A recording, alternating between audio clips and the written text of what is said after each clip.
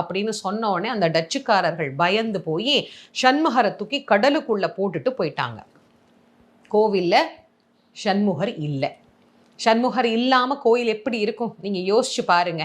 கொள்ளையடிச்சிட்டு போயிட்டாங்க, தேடி பார்க்குறாங்க, என்னென்னவோ செய்கிறாங்க, ஒன்றும் வழியே இல்லை கிடைக்கிறதுக்கு.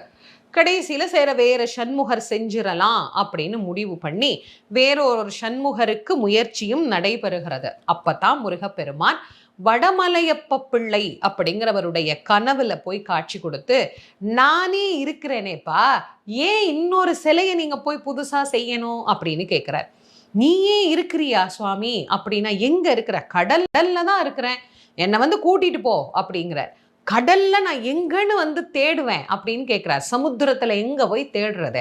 அப்போ முருகப்பெருமானே அடையாளம் சொல்லுகிறார். எந்த இடத்துல நான் இருக்கிறேனோ அந்த இடத்துல எலுமிச்சம் பழம் மிதக்கும், மேலே கருடன் வட்டமிடும், அந்த இடத்துல என்னை நீ தேடிப்பார், உன் கைகளில் நான் கிடைப்பேன் அப்படின்னு சொல்லி அவர் போய் கடல்ல மூழ்கி தேடி எடுத்ததுதான் இன்னைக்கு நாம வழிபடக்கூடிய சண்முகர். கடல் வரைக்கும் உலா போயிட்டு திரும்ப வந்த மூர்த்தி இந்த மூர்த்தி.